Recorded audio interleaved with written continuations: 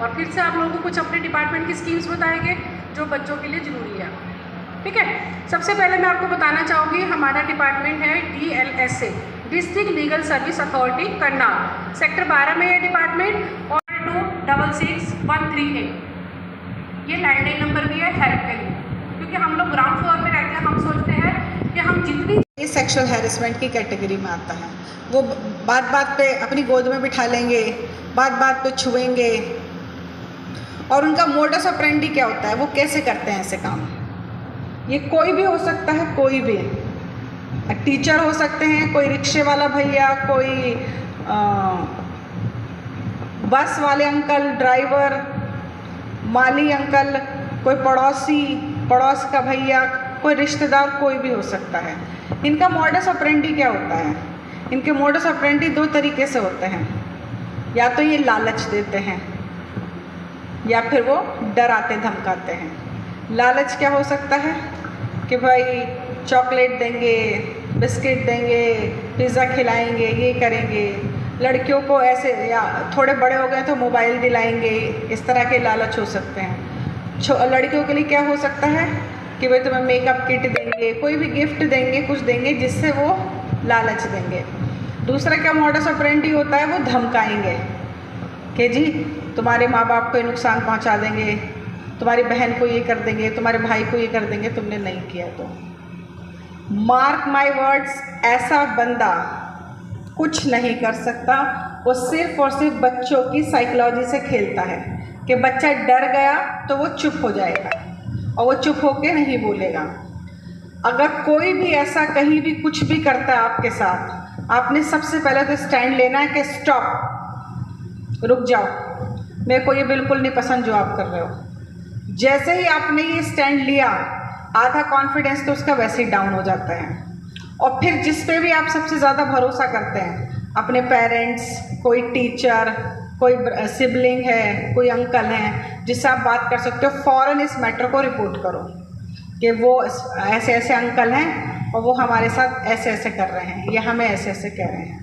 कोई भी माँ बाप के अलावा, माँ बाप और बहन भाई के अलावा कोई भी आपको कोई गिफ्ट दे तो पहले कि जी हम अपने मम्मी पापा से पूछेंगे कि हमें ये गिफ्ट देना चाहते हैं, ये लेना है या नहीं लेना है।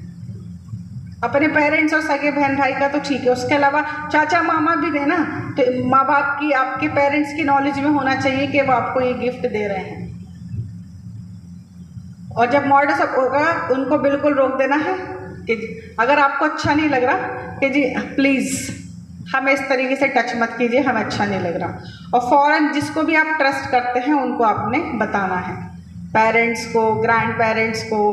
बहुत सारे केसेस हमारे पास ऐसे आए हैं जहाँ अब सगे फादर ने बेटी के साथ, कहते ना, हम मैं पेरेंट्स की बात कर रही हूँ, लेकिन कभी कभी ऐसा होता है कि पेरेंट्स ही खुद इन्वॉल्व थे, तो अपनी मदर को रिपोर्ट किया उन्होंने, दादा इन्वॉल्व थे, मामा इन्वॉल्व थे, सगे मामा। हमारे पास बहुत सारे इस तरह के केसेस आते हैं। तो जिस पे भी आप ट्रस्ट करते हैं उसको फ़ौरन, मान लीजिए फादर ने ही किया किसी को, तो मदर को ट्रस्ट करते हैं, मदर को बताना है। वो कोई भी हो सकता है। हमने किसी लालच में आके या किसी डर कर अपने बचपन को ख़राब नहीं होने देना है।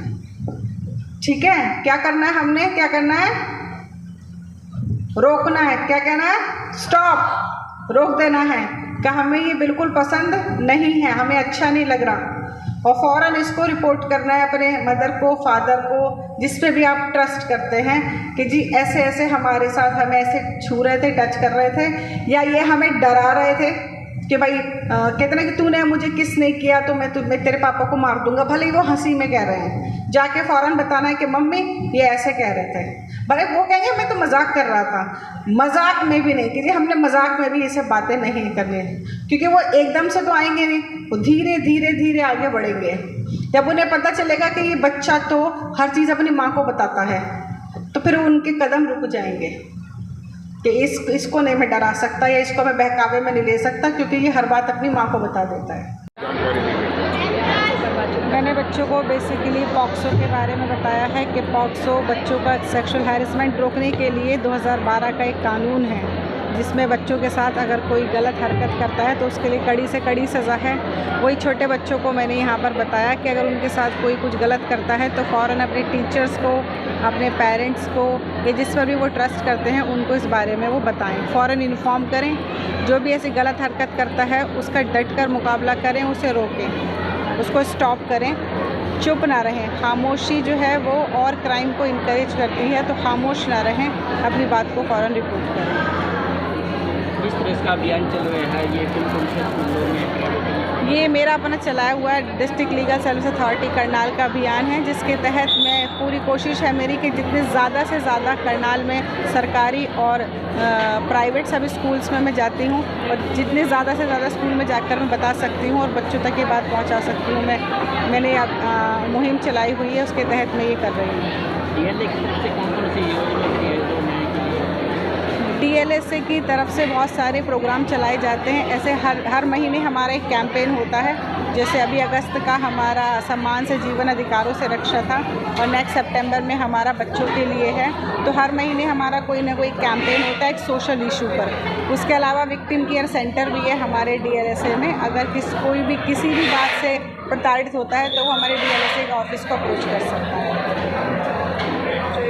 बच्चों का जो अभी सिंदूर इन्होंने स्किट किया, उससे पहले भी स्किट किया, जिससे पता चलता है कि दून के स्कूल के बच्चों को थोड़ी लीगल अवेयरनेस है, क्योंकि इन्होंने लीगल बातें पता हैं, तभी उन्होंने वो लड़की के लॉयर बनने वाला स्किट भी किया था। तो अच्छा लगा यहाँ पर। कोई विशेष मैसेज देना चाहते हो? मैं बच्चों को यही मैसेज देना चाहूँगी कि अगर कहीं कुछ भी उन्हें अनकंफर्टेबल लगता है कोई भी किसी की प्रेजेंस भी अनकंफर्टेबल लगती है, तो उसके लिए खामोश ना रहें, फ़ौरन अपने विश्वसनीय बंदे को, चाहे उसके माँ बाप हों, चाहे टीचर्स हों, चाहे बहन भाई हों, उनको फ़ौरन रिपोर्ट करें कि हमें ऐसे कोई बंदा छू रहा है या जिसकी प्रेजेंस से उनको डर लग रहा है, क्योंकि चुप रहने से उनको और इनकरेजमेंट मिलती है।